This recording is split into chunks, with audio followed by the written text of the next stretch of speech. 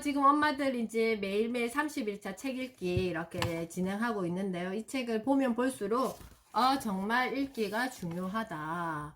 읽기가 중요하고 또 읽어주는 어떤 이런 시간이 되게 중요하다. 그리고 우리가 제가 지난번에 말씀드렸죠?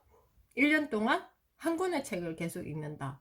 근데 분명히 여기 속에는 뭔가 좋은 어떤 비밀이 숨겨져 있다. 그것을 오늘 말씀드리겠다. 이렇게 알려드렸는데요. 그것은 제가 수업 마지막 때 한번 말씀드려 보도록 하겠습니다. 2주차 제가 이제 개정판 책을 다시 구입했어요. 지난번에 그 책은 19년도에 나왔던 책인데 개정판을 보니까 이렇게 작가가 한 명 더 이게 2명 이렇게 책을 다시 개정했더라고요. 그래서 내용이 조금 달라져 있었어요. 순서도 달라져 있었고, 그래서 개정판을 준비해야 되겠다 해서 제가 다시 개정판을 사서 책 정리를 다시 했는데요. 자, 2주차 왜 읽어주어야 하나? 책을 읽어주면 독서가가 된다. 책을 읽어주면 작가가 된다. 책을 읽어주면 인생이 바뀐대요. 그래서 책을 읽어줘야 된다고 합니다. 자, 읽기는 학습의 기초이자 해결책의 핵심이다.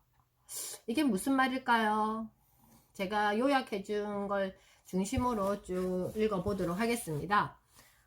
아이의 읽기 능력을 키우는 최선의 방법은 어릴 때부터 소리내어 책을 읽어주는 것이고, 이는 전 학년을 통틀어 지속적으로 이루어져야 한다. 그랬죠. 그래서 전문가들은 아이들에게 책을 읽어주는 것이 낱말 카드나 학습지, 과제, 시험, 독후감보다 훨씬 더 그리고 가장 중요한 방법이라고 지적했다고 합니다. 그래서 아이들이 초등학교 수준에 이르르면 같은 그림책을 반복해서 최소한 3회 읽는 일이 15%에서 40% 증가하고, 이렇게 읽힌 내용은 머릿속에 상대적으로 오래 남는데요. 그래서 어린 시절 부모가 책을 많이 읽어준 아이일수록 읽기 점수가 더 높았고, 때로는 학교 교육 0.5년, 그러니까 6개월 그 과정에 해당하는 효과가 있었다고 합니다. 여기에서 더 중요한 것은 우리 엄마들이 읽어주는 거에 있어서 내가 아이들과 여기 속에는 중요한 키워드가 있어요. 어떤 키워드가 있냐면은 긍정적인 정서에 교감을 하는 시간이고요. 그리고 평소에 내가 사용하지 않는 다양한 어휘, 단어, 문장이 책 속에 나오기 때문에 그냥 쭉 책 읽는 걸로써 마치는 게 아니라, 평소에 그렇게 만약에 어제 아이들과 함께 뭐 개구리에 지우차 넘어오셨어요. 개구리에 대한 책을 읽었다. 아니면 꽃에 대한 책을 읽었다. 어떤 책을 읽었을 때 그 안에 있는 단어들이나 문장들을 내가 일상에서 아이들과 놀이처럼 계속 사용해 주셔야 돼요. 내가 그 어휘를 사용해서 아이가 그렇게 말을 내뱉을 수 있게 해야지 아이가 생활 속에 그 언어로서 내 어떤 일상과 연계해서 사용할 수 있는 능력이 생긴다는 거죠. 그래서 책 읽어주기만큼 단순하고 효과적인 방법이 있을까? 사람의 뇌 속에 단어를 심는 길은 2가지가 있대요. 하나는 눈으로 심는 길이 있고요. 하나는 귀로 통하는 길이 있는데, 아이가 태어나서 눈으로 책을 읽게 되기까지 적어도 수년이 지나야 하므로 내가 직접 눈으로 글자를 알고 책을 읽을 수 있기까지는 언제쯤 아이들이 책을 읽을 수 있죠? 6살? 그러니까 한 6년 정도 지나야지 빠르면 5살 읽을 수 있잖아요. 그래서 어휘와 두뇌 훈련을 하기에 가장 빠른 길은 당연히 귀가 될 수밖에 없다. 근데 여기서 중요한 거, 그러면 선생님 요즘에 아이들 그 미디어로 책 읽어주기 되게 많이 나오는데 그거 그냥 켜주면 아이들이 귀로 들을 수 있잖아요. 맞다, 틀렸다. 자, 여기에서 중요한 것은요, 이 사람의 음성이라는 거고요. 그리고 엄마의 목소리라는 게 가장 중요하다는 거예요. 아이의 뇌가 인지하는 거죠. 어떤 편도 영역에서 어떤 정서의 영역, 긍정적인 정서의 영역이 나의 뇌를 어떻게 한다? 편안한 상태로 유지하고 거기에서 들려오는 소리가 어떻게 그대로 쑥쑥 나에게 입력이 된다라는 거예요. 그래서 우리가 귀를 통해 들려주는 소리는 아이의 머릿속에 생각의 집을 건설하는 튼튼한 기초가 된다는 거죠. 자, 아이들이 패드로 이렇게 미디어를 통해서 글을 이렇게 알았을 때 내뱉어요. 뭐 영어가 됐든 한글이 됐든 앵무새처럼 내뱉는다는 거죠. 그런데 그렇게 내뱉는 단어나 문장은요, 생각의 집에서 만들어진 문장이나 단어가 아니라 말 그대로 앵무새처럼 기계음처럼 내뱉는 소리예요. 그것은 뭐 어떤 차이가 있냐 하면 그거죠. 상황에 맞는 말을 할 수 없어요.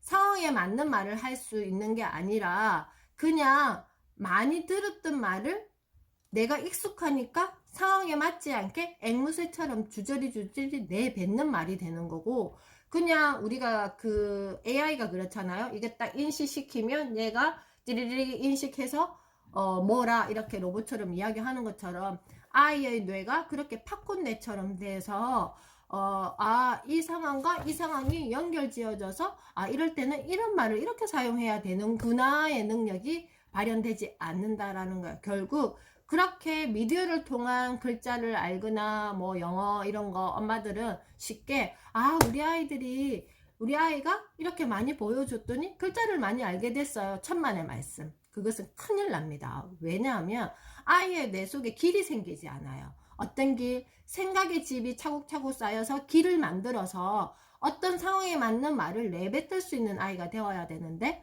예를 들어서 3살 아이들은 많이 들어서 단어를 이야기하기 시작해요. 그러다가 4살이 되면 어느 정도 단문장을 이야기할 수 있어요. 그래서 5살이 되면 이 문장과 이 문장을 연결시켜서 그 말을 내가 내뱉어야 되는데, 그렇게 미디어를 통한 단어가 익숙해진 아이들은요, 그냥 보고 읽기는 되지만 어떤 상황에서 내가 그것을 설명하거나 상황에 맞는 단어를 끄집어내서 사용할 때는 굉장히 어려움이 생긴다는 거죠. 뭔지 아시겠죠? 생각의 집 속에 단어가 들어가 있는 게 아니라 팝콘net처럼 뇌 속에 이런 단어들이 둥둥둥둥 따로따로 떠다닌다는 겁니다. 그러면 또 다른 시간이 필요해요. 어떤 시간? 이것과 이것을 연결시켜주기 위한 시간이 필요해요. 근데 그런 것들을 따로 이 시기부터는 이렇게 연결해야 돼 하고 할 수 있겠어요? 아니에요. 3살, 4살, 2살부터 그런 어떤 정서적인 교감을 통한 책 읽기를 통해서 가능한 거고, 책 읽기는 결국 우리 엄마들이 내가 사용하는 제한적인 어떤 단어나 문장이나를 더 확산시켜 줄 수 있는 힘을 준다고 생각합니다. 그리고 책 읽어주기만의 장점 돼 있죠. 자, 이것은 어휘력을 키워준다. 그리고 책 읽기와 즐거움을 연관시키게 된다. 배경 지식을 쌓아준다. 책 읽기에 모범을 보여준다. 읽고 싶은 욕구를 불어넣어준다죠. 이것은 주로 우리 엄마들에게 제가 해드리고 싶은 말씀입니다. 내가 사용하는 단어, 내가 사용하는 문장이 조금 다양하다. 그러면 우리 엄마들이 기본적으로 책을 많이 읽고 있는다는 거예요. 그리고 내가 책을 읽었을 때 즐겁다. 그래야지만 아이도 우리 엄마는 책을 읽을 때 저렇게 즐거워하시는구나. 나도 한번 엄마처럼 해볼까 하지 않겠어요? 그리고 마찬가지 내가 학창시절에 배웠던 지식들은 매우 제한적입니다. 그리고 그것이 내 삶 속에 얼마만큼 연결되는지는 잘 모르겠지만 내가 평소에 책을 많이 읽음으로써 아이들의 세상, 그리고 내가 살아가는 이 세상 속에 배경 지식이 많이 쌓아지기 때문에 아이들에게도 다양한 상황에 맞는 언어들, 문장들을 이야기해 줄 수 있습니다. 그래서 결국 엄마가 모범을 보여드리는 게 드릴 수 있는 거겠죠. 그리고 읽고 싶은 욕구, 얼마만큼 책을 읽었을 때 이런 어떤 느낌이 있는지 아이와 교감할 수 있습니다. 그죠? 그래서 아이들이 자라면서 차이가 생기는 것은, 자, 이거 중요하죠. 집안의 장난감이 아닙니다. 우리 아이들이 이제부터 장난감 사주지 마세요. 그들의 머릿속에 들어있는 단어입니다. 엄마가 그만큼 더 많이 책을 읽고 아이들에게 풍성한 단어의 트리를 만들어 주시면 어떨까? 저는 제안합니다. 아이들을 안아주는 것 말고 우리가 아이에게 가장 값싸게 줄 수 있는 것이 가장 귀한 것으로 밝혀졌습니다. 제가 이거 좀 잘못 쓴 것 같은데요. 값싸게 줄 수 있는 거가 뭐예요? 아이들에게 다양한 언어, 다양한 단어, 다양한 문장으로 들려줄 수 있는 게 가장 값싸게 내가 내 아이를 위해서 줄 수 있는 보물지도라고 저는 생각을 합니다. 어휘력을 기르는 데는 대화보다 읽기가 유리하다. 자, 아이와의 대화가 중요한 이유는 어휘를 늘리고 문장 구조를 익히며 다른 사람들과 대화를 할 수 있는 능력을 습득할 수 있기 때문이고요. 아이의 어휘력을 키우고 싶다면 책을 읽어주어야 한다. 지금 해마다 아이들이 영유아 건강검진을 받는데요. 이 언어 능력이 굉장히 많이 저하되어 있습니다. 그래서 이전과 비교해서 언어 치료를 받아야 되는 대상 아이들이 많이 생기고 있어요. 그 이유가 뭘까? 제가 곰곰이 생각해 봤는데요. 저는 그렇다고 생각해요. 어렸을 때부터 아이들에게 예전에는 뭐 이렇게 대가족, 아이들과 이렇게 지낼 수 있는 주변 어른들이나 가족들이 되게 많았어요. 근데 지금은 핵가족화 되어 있죠. 그리고 또 코로나 이후에는 더욱더 관계 맺기가 되게 힘들고요. 또 중요한 거, 지금 마스크를 쓰고 있기 때문에 사람의 입모양이 보이지가 않아요. 그래서 아이들이 소리를 제대로 이렇게 전달받을 수가 없어요. 그래서 가정의 역할이 훨씬 더 중요해졌습니다. 엄마가 빠르게 하는 말, 흘려서 하는 말, 아이들은 제대로 이렇게 귀로 습득이 안 돼요. 이렇게 제대로 듣기가 안 된단 말이죠. 그래서 지금 아이들은 어린이집 유치원에 와서도 아니면 일상생활에서도 밖에서 이 마스크를 쓰고 말하는 소리를 들어야 되기 때문에 굉장히 지금 듣기가 힘들어졌어요. 그래서 가정에서 더욱더 책 읽기와 말하기를 신경 써서 해주시지 않으면 아이들 언어 굉장히 나중에 차이가 많이 날 거라고 생각합니다. 그러면 내가 계속 뭔가 다른 말을 해줄 수 없잖아요.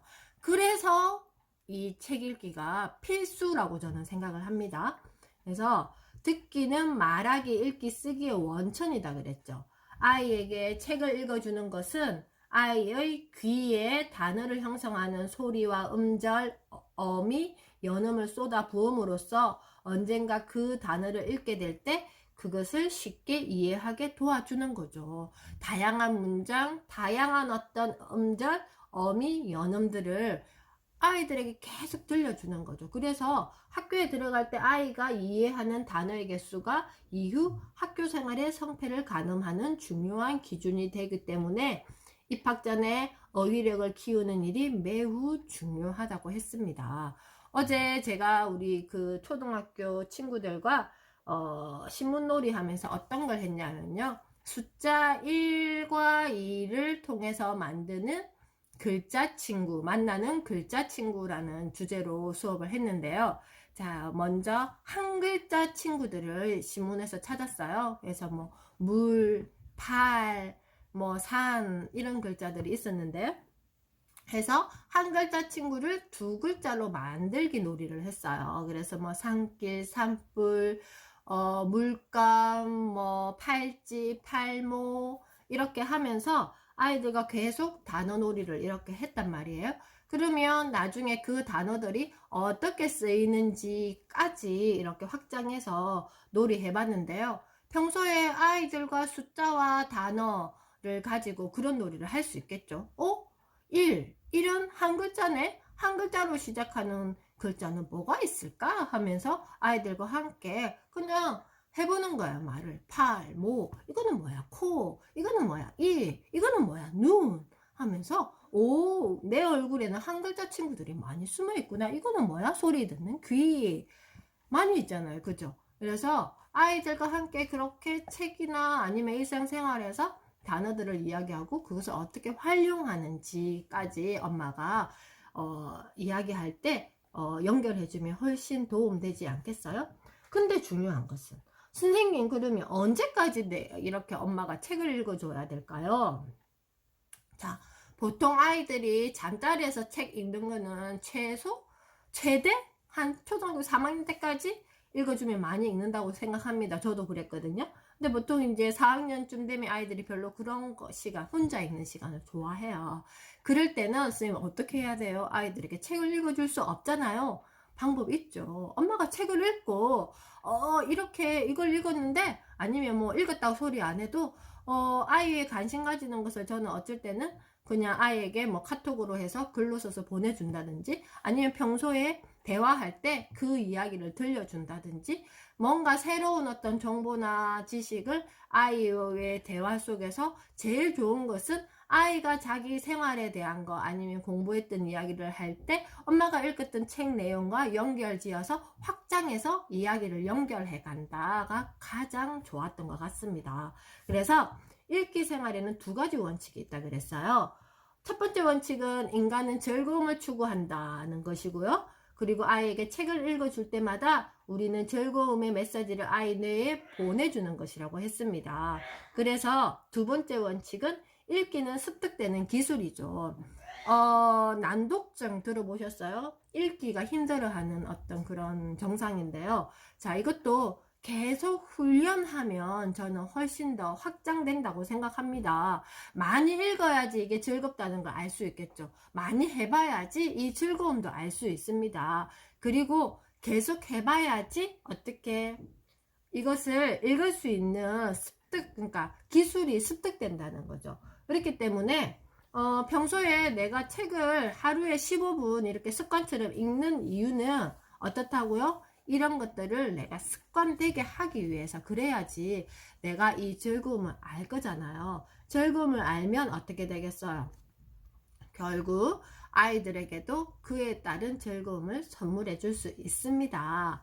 자, 파닉스가 도움이 될까? 예전에 제가 영어를 배울 때는요, 단어의 발음 기호 막 이렇게 배웠어요. 근데 요즘에 아이들은 파닉스를 통해서 배우는데요.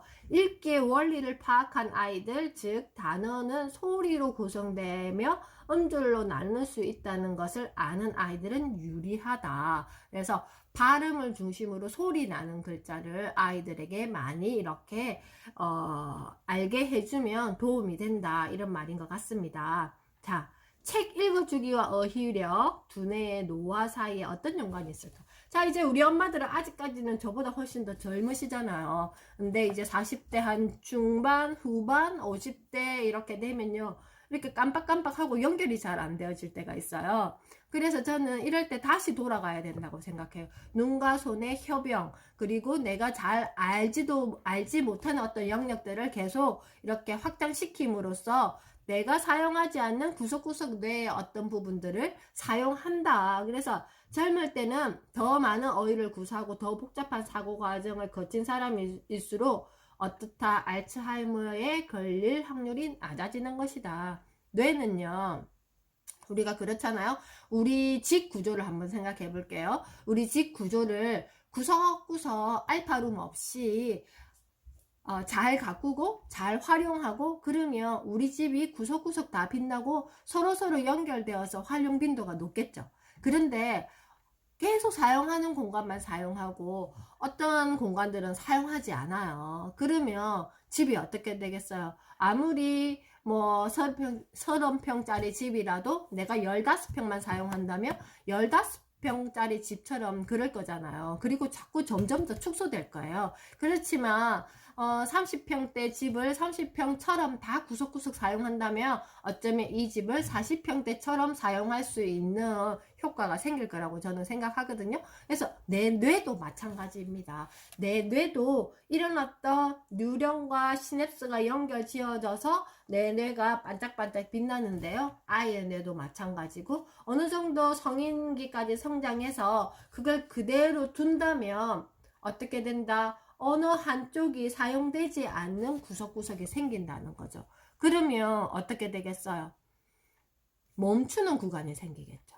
멈추는 구간이 생긴다는 것은 내가 이것과 이것을 연결짓기가 어려운 구간이 생긴다라는 거예요. 그래서 지금 우리 엄마들 하루에 15분을 책 읽기를 그냥 쭉 하신다고 생각하시면 어떨까요? 그런데 반대로 내가 읽고 싶을 때만 읽어.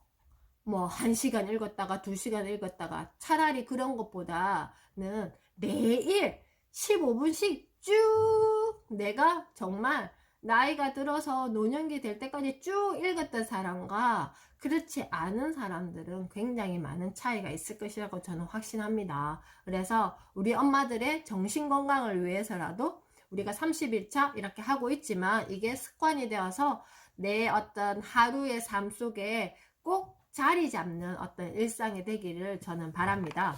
그래서 책 이야기는요 여기서 마치고요. 신문 이야기 하겠습니다. 제가 지난주 주말에 연수를 하나 들었는데요. 2022년 개정교육과정을 하기 위한 어떤 그 교수님의 연수를 들었는데요.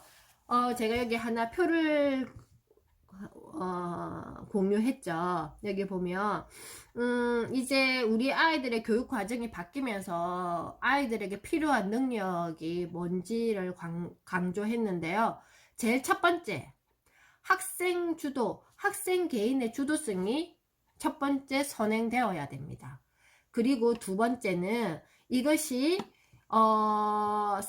그러니까 개인, 학교, 지역 등 이렇게 내가 속한 삶과 이게 연계할 수 있어야 됩니다. 그리고 미래 역량은요, 결국 공동체성, 시민성, 생태 환경 등에 대한 감수성 이런 것들이 미래 역량이라고 이렇게 했는데요. 선생님 이게 무슨 말인지 저는 잘 모르겠어요. 이거죠. 내가 주도적으로 무엇을 좋아하고 어떤 것을 할 수 있는 사람이고 그리고 내가 이 역량을 키우기 위해서 내가 좋아하는 것을 하기 위해서 나는 무엇을 공부해야 되는지를 누가 결정한다? 내가 결정한다. 그리고 내가 만약에 직장을 다니더라도 직장 속에서 나는 직장 속에 내가 하나의 구성원으로서 되어 있지만 내가 부속품이 아니라 내가 주체적으로 그 직장을 위한 나로서 존재하기 위해서 우리 아이들에게는 어떤 게 필요하냐면요. 제일 첫 번째, 학생의 주도성이 필요한 거예요. 그래서 제가 우리 엄마들에게 항상 지난 시간에도 이야기 드렸지만 스스로 할 수 있는 능력이 제일 첫 번째가 되어야 돼요. 스스로 할 수 있는 능력, 내가 뭘 먹고 싶어 하고 내가 어떤 옷을 입고 싶어 하고 내가 몇 시에 잠이 들고 내가 몇 시에 일어날 것이며 내가 오늘은 어떤 기분으로 오늘 하루를 지냈는지 이런 것들이 스스로 평가되어져야 되고 나는 또 어떤 책을 읽고 싶어 하는 친구인지가 나중에 확장되겠죠. 그래서 왜 그게 중요하냐면은 자 보세요. 이제는 초등생도 유치원과 마찬가지 놀이 연계 학습이 강화가 될 겁니다. 그런데 중학생이 되면 어떻게 서술형, 논술형 평가를 늘린대요. 자, 이게 어떻게 연결이 되겠어요? 초등학교 때는 놀이 연계 학습을 강화한다 했는데 중학교에 가니까 서술형, 논술형 평가를 늘린대요. 그런데 또 고등학생이 되면 내가 뭘 하고 싶어 하는지 내가 학과를 과목을 선택해서 하는 선택형 교육 과정이 도입된다고 합니다. 언제? 2025년 앞으로 4년 뒤에 이런 교육 과정이 바뀝니다. 그리고 온라인 교과서가 만들어지고요. 온라인과 오프라인이 통합된 수업이 이루어질 겁니다. 그렇기 때문에 이제는 아이들이 우리가 하는 이런 학습적인 거를 덜 해도 돼요. 대신에 어떤 거 독서를 통한 뭘 해야 된다고요? 질문을 하게 해야 돼요. 이거는 왜 이래요? 그리고 나는 지금 이것을 지금 왜 하고 있지? 이렇게 했을 때 나는 어떤 새로움을 알게 됐고 내가 모르는 것은 무엇이지? 그러면 내가 또 새로운 것을 찾아서 하게 되겠죠.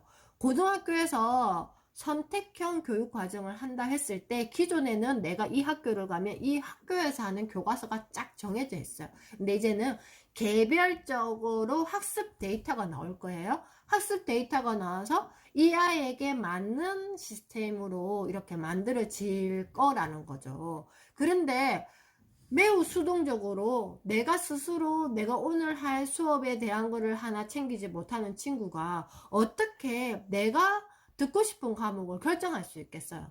그런데 그것을 우리 엄마들이 학교에 가서 결정해 주시겠어요? 아니죠. 그래서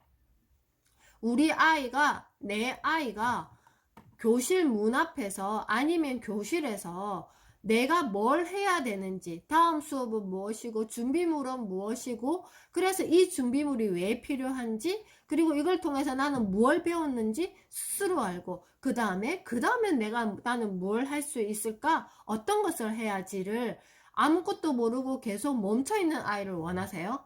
아니면 스스로 빨리빨리 찾아서 책도 찾고, 뭔가 준비물도 찾고, 내가 할 수 있는 것을 디자인하면서 만들어 갈 수 있는 아이를 원하세요. 이제는 교육 과정이 바뀝니다. 그래서 우리 엄마들이 다 하나부터 열까지를 다 해주시는 이런 어떤 패턴 이제는 안 돼요. 왜냐하면 결국 우리 아이들이 유치원을 졸업하고 초등학교 가서 매우 힘든 환경 속에 우리 아이를 노출시킬 거거든요.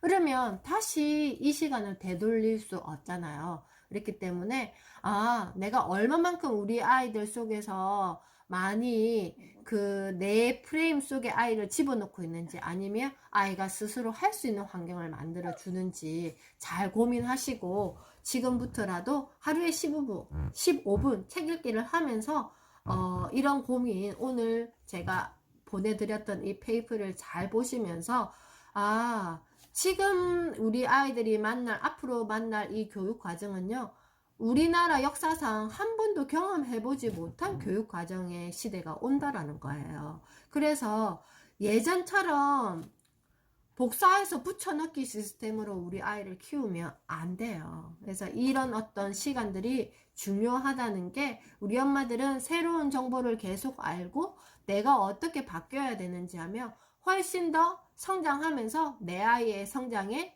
방해되지 않는 엄마로서 함께 갈 수 있을 것이라고 저는 확신합니다. 아시겠죠? 그래서 오늘 2주차 수업 여기에서 마치고요. 다음 주 3주차 수업으로 만나 뵙겠습니다. 하루에 15분 책 읽기 인증 계속됩니다. 안녕히 계세요.